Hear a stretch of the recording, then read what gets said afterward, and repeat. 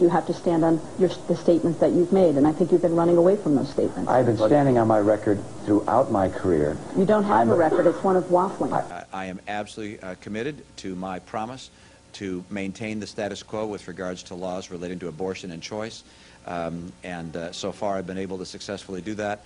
After he became pro-life, he did appoint pro-abortion judges, and a branch of the government, which included his appointees, did agree to fund an abortion clinic for Planned Parenthood.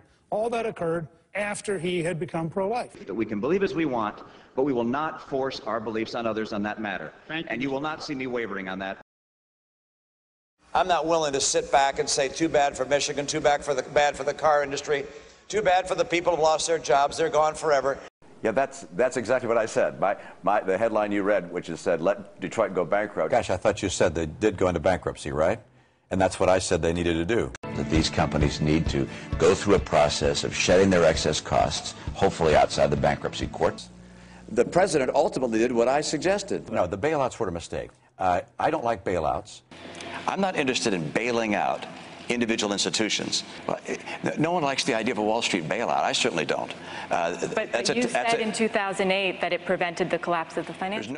I think there is need for economic stimulus, and government can help make that up in a very difficult time. I'm convinced that the time of government and spending to solve our problems has passed. Should the chairman of the Federal Reserve be appointed again? You know, I think he's doing a good job. You do? Yes, I do. The Federal Reserve should have blown the whistle. They should have said, this is a huge problem. Anybody. The Federal Reserve should have done more. Yeah. Then would you like to see somebody new in charge of the Federal Reserve and not Mr. Bernanke? You know, I'm not saying who I'd appoint to the Federal Reserve, but it's not likely to be the same. Not likely to be the same person. What kind of job is Ben Bernanke doing right now? The guy's depreciating the dollar. We're seeing this huge inflation of energy prices, including gasoline prices at the pump. What do you think of Ben Bernanke? Well, you know, I think Ben Bernanke is a student of monetary policy. But look, I'm not going to spend my time going after Ben Bernanke. I'm not going to take my effort and focus on the Federal Reserve. You express support for the policies of George Bush and John McCain on immigration. I think an amnesty program is which is all the illegal immigrants who are here are now citizens, and walk up and get your citizenship. Registering to become a citizen or applying to become a citizen and paying a fee, and those are things that are being considered, and I think that those are reasonable proposals. Reasonable proposals. Look, amnesty is a magnet. That's going to only encourage more people to come here illegally. The Lowell Sun, one of your hometown state-home papers, said this: Governor Mitt Romney expressed support for an immigration program that places large numbers of legal residents on the path towards citizenship. My own view is, consistent with what you saw in the Lowell Sun, that those people who've come here illegally should be able to sign up for permanent residency or citizenship. Well, the answer is self-deportation, which is people decide that they can do better by going home because they can't find work here because they don't have legal documentation to allow them to work here. I believe stem cell research is important for our state and for our nation. Well, it's a very important topic, which is how you use taxpayer money to fund various forms of research. I have put forward a very broad-based economic stimulus proposal. It's several $100 million, almost $700 million in proposals, and included within it is a source of capital that could go for research, and stem cell research, among others, could be included. Despite Romney's new pro-life policy stance, he invests personal money in 2 companies involved with embryonic stem cell research. Romney says that his money's in a blind trust, but when Ted Kennedy used the blind trust defense back in '94, Romney called that a ruse, in other words, a trick. When we revealed from an article in one of the Boston papers something about your blind trust that appeared not to be quite so blind. Can you point to an area in which you're changed to a position that is less popular with the Republican base? Sure. A number. Quite a few, actually. One is No Child Left Behind. I've taken a position where once upon a time I said I wanted to eliminate the Department of Education. What's happened in education? It's failing us. Look at our scores. Look what's happening to our kids. We have subsidized a behavior that in many respects is killing education and killing our ability to compete. I see that the Department of Education can actually make a difference. So I supported No Child Left Behind. I still do. I know there are a lot of my party that don't like it. No Child Left Behind needs to be changed. I think it's in pretty significant ways before it's reauthorized. You said without qualification, quote, we need to get the federal government out of education. Governor, on the stump, you criticize Rick Santorum for his answer in a recent debate, taking one for the team, and that was casting his vote for No Child Left Behind. But you have been on that team. Wondering what your position is?